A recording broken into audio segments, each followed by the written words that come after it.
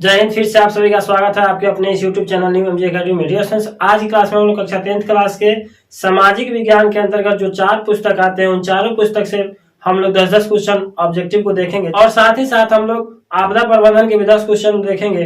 तो टोटल हम लोग इस वीडियो में 50 क्वेश्चन को देखेंगे जो बहुत ही इंपॉर्टेंट है आपके बोर्ड परीक्षा 2023 के लिए। तो चलिए देर न करते हम लोग वीडियो को स्टार्ट करते हैं और समझते हैं कि 50 क्वेश्चन कौन कौन से है। सर्वप्रथम हम लोग सामाजिक विज्ञान के अंतर्गत इतिहास के 10 क्वेश्चन को देखेंगे।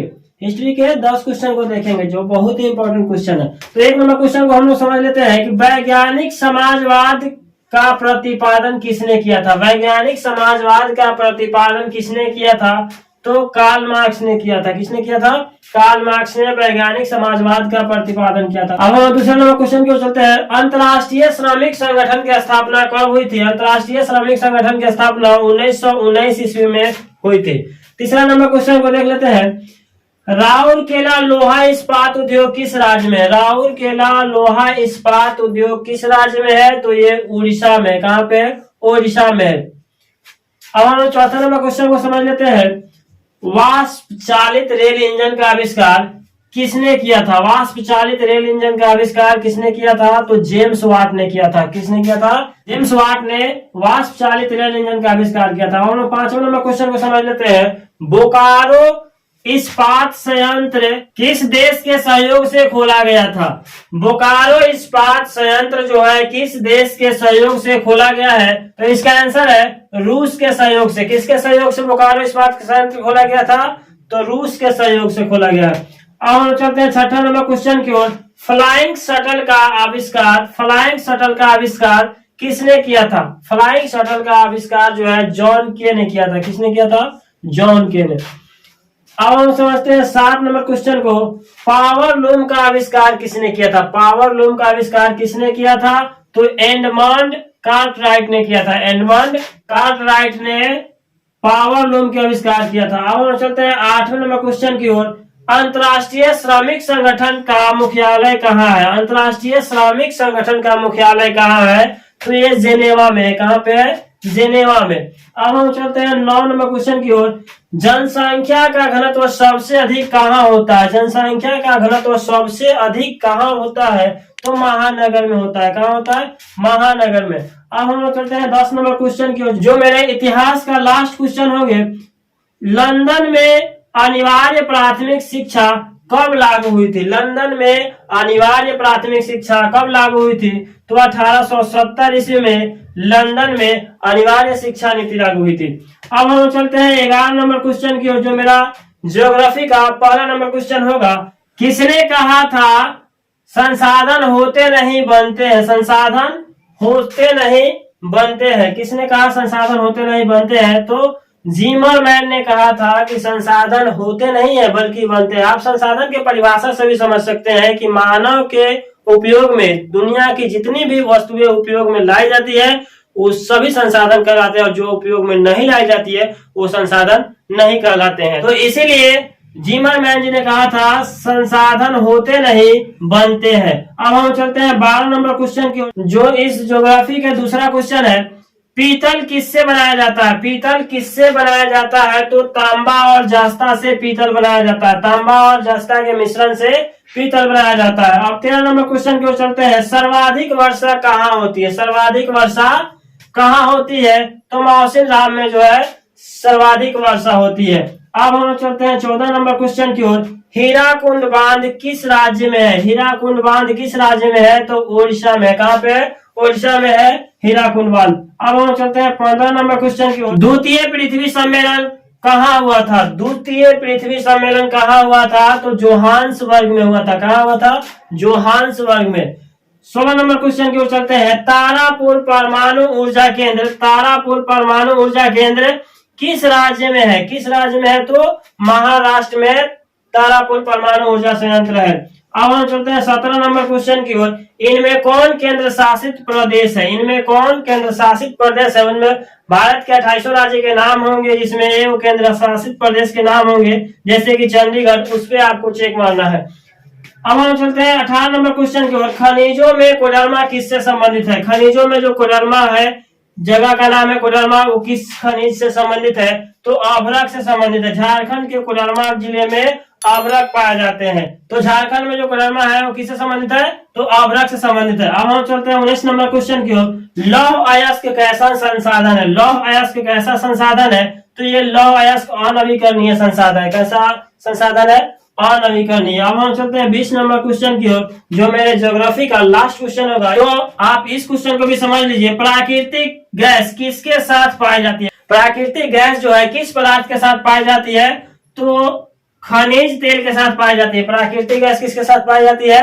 तो खनिज तेल के साथ प्राकृतिक गैस पाई जाती है। डियर फ्रेंड्स, उम्मीद है हमें कि आप ये हिस्ट्री का 10 क्वेश्चन और यहाँ आप ज्योग्राफी का 10 क्वेश्चन को अच्छे से समझ पाए होंगे। अब हम लोग चलते हैं अर्थव्यवस्था के 10 क्वेश्चन को समझते हैं।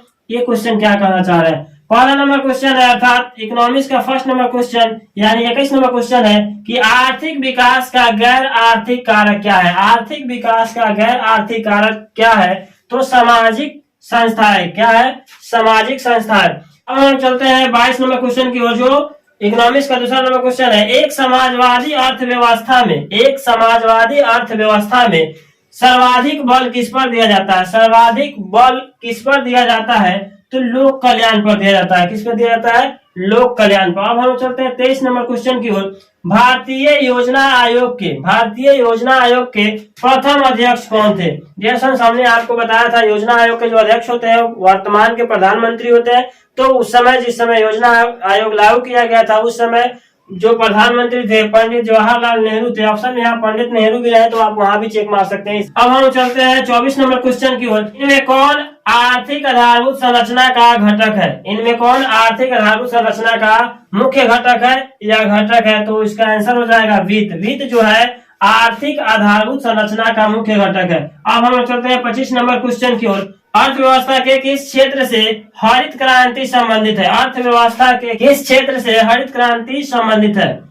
तो है प्राथमिक क्षेत्र से। अर्थव्यवस्था के प्राथमिक क्षेत्र से हरित क्रांति संबंधित है। अब हम लोग चलते हैं 26 नंबर क्वेश्चन की ओर। ऑपरेशन फ्लड क्या है? ऑपरेशन फ्लड क्या है? तो ये डेयरी विकास है। क्या है ये? डेयरी विकास। अब हम चलते हैं 27 नंबर क्वेश्चन की ओर। ब्रंटलैंड आयोग किससे संबंधित है? ब्रंटलैंड आयोग किससे संबंधित है? तो सतत विकास से संबंधित है ब्रंटलैंड आयोग। अब हम चलते हैं 28 नंबर क्वेश्चन की ओर। इनमें कौन गैर आर्थिक आधारभूत संरचना है? इनमें कौन गैर आर्थिक आधारभूत संरचना का अंग है? तो इसका आंसर हो जाएगा शिक्षा। शिक्षा जो है गैर आर्थिक आधारभूत संरचना का अंग है। क्या है? अंग है। अब हम चलते हैं 29 नंबर क्वेश्चन की ओर, जो इकोनॉमिक्स का 9वां नंबर क्वेश्चन है। ये क्वेश्चन है सन 2008 के अनुसार, सन 2008 से 9 के अनुसार, सन 2008 से 9 के अनुसार भारत की औसत प्रति व्यक्ति आय कितनी है? भारत की औसत प्रति व्यक्ति आय 2008 से 9 के अनुसार कितनी रुपए है? तो 25,494 रुपए 2008 से 9 के अनुसार भारत के औसत प्रति व्यक्ति आय है। अब हम चलते हैं 30 नंबर क्वेश्चन की ओर, जो मेरा अर्थव्यवस्था का लास्ट क्वेश्चन होगा। तो इस क्वेश्चन को भी समझ लेते हैं। स्वतंत्रता पूर्व, स्वतंत्रता के पहले भारतीय अर्थव्यवस्था कैसी थी? स्वतंत्रता के पहले यानी हमारे देश को आजाद होने से पहले भारतीय अर्थव्यवस्था कैसी थी? तो वो कृषि प्रधान थी। कैसी थी? कृषि प्रधान। अब हम चलते हैं 31 नंबर क्वेश्चन की ओर, जो मेरे राजनीतिक शास्त्र का पहला नंबर क्वेश्चन होगा।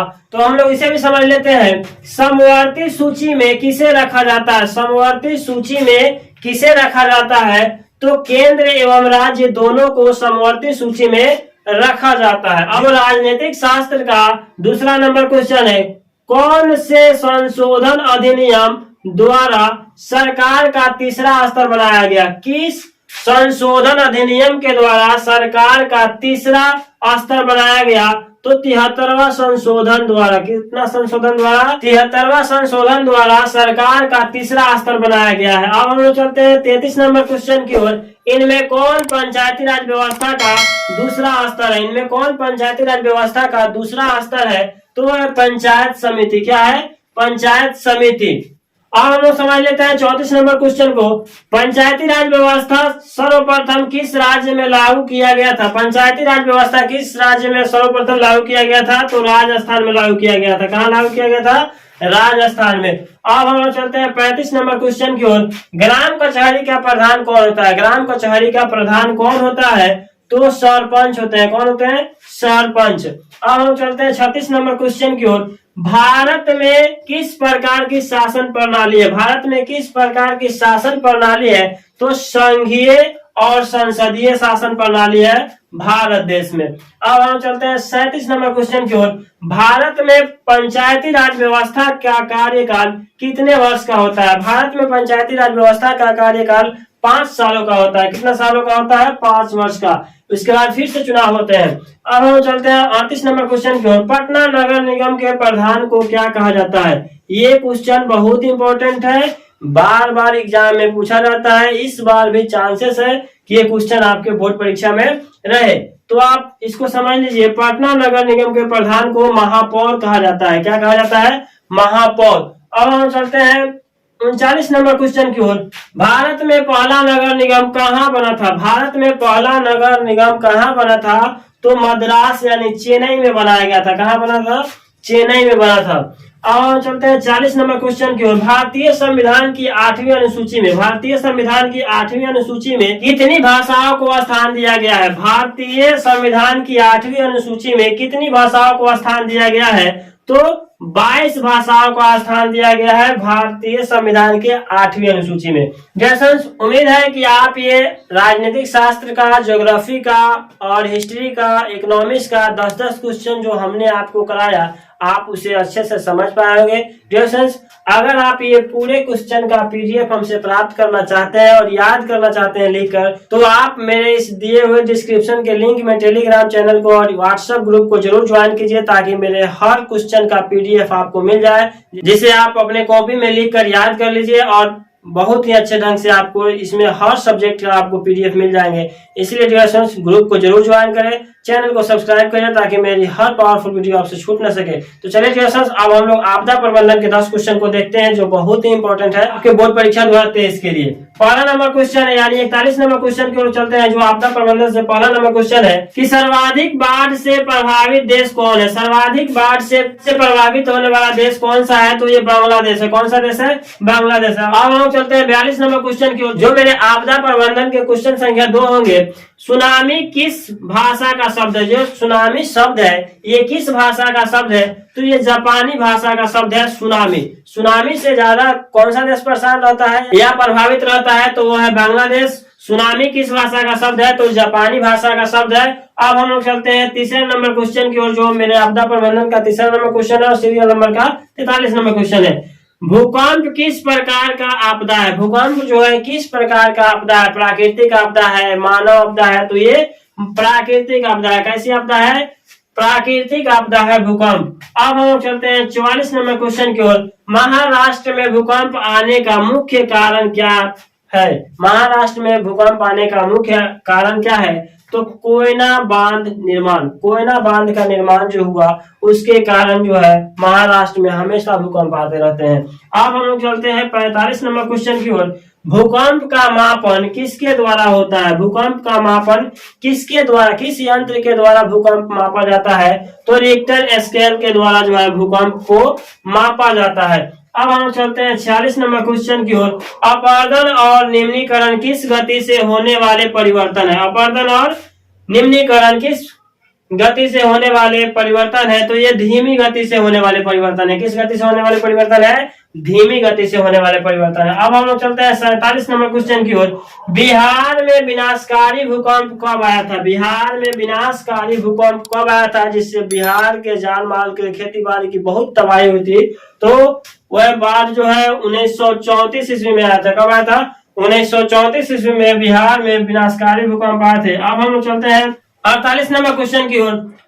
भोपाल गैस त्रासदी किस प्रकार की आपदा है? भोपाल गैस त्रासदी जो है किस प्रकार की आपदा है? तो ये मानव जनित आपदा है। हमने आपको बताया था कि रेल दुर्घटना, सड़क दुर्घटना, उसका महामारी, आतंकवाद, ये सब जो है मानव जनित आपदा है। कैसा आपदा है? मानव जनित आपदा है। अब हम चलते हैं 49 नंबर क्वेश्चन की ओर। भूस्खलन क्या है? भूस्खलन भी एक प्राकृतिक आपदा है जिसके आने से कम क्षति पहुंचती है। भूस्खलन के आने से कम क्षति पहुंचती है मानव को, लेकिन भूकंप के आने से, सुनामी के आने से बहुत ज्यादा क्षति पहुंचती है मानव जाति को। और ये घटना मानव जाति को क्षति के साथ साथ पूरे पृथ्वी वासियों के क्षति का विषय बन जाता है, जिससे काफी माल जाल जीव जंतुओं की क्षति होती है और पूरे पृथ्वी के विनाश हो जाती है। अब हम चलते हैं 50 नंबर क्वेश्चन की ओर, जो मेरे इस वीडियो का लास्ट क्वेश्चन है, तो आप इसे भी समझ लीजिए। इनमें कौन मानव जनित आपदा नहीं है? इनमें कौन मानव जनित आपदा नहीं है? हमने आपको क्या बताया? सड़क दुर्घटना, रेल दुर्घटना, आतंकवाद और ये महामारी, ये सब क्या है? मानव जनित आपदा है। लेकिन ये जो सुनामी होगा, इसका आंसर ये है प्राकृतिक आपदा, ये मानव जनित आपदा नहीं है। तो सुनामी ये प्राकृतिक आपदा है। तो डियर फ्रेंड्स, उम्मीद है कि आप ये 50 क्वेश्चन को अच्छे से समझ पाएंगे। डियर फ्रेंड्स, अगर आपको वीडियो अच्छी लगी हो तो प्लीज चैनल को सब्सक्राइब कीजिए, वीडियो को लाइक कीजिए तथा शेयर कीजिए। और हाँ, आप मेरे इस दिए हुए डिस्क्रिप्शन में लिंक जो है व्हाट्सएप का और टेलीग्राम का, इसे आप जरूर ज्वाइन कीजिए और ये सारी क्वेश्चन को आप लिख कर वहां से जरूर याद कीजिए। डियर फ्रेंड्स, मिलते हैं हम लोग अगले वीडियो में, तब तक के लिए धन्यवाद। जय हिंद।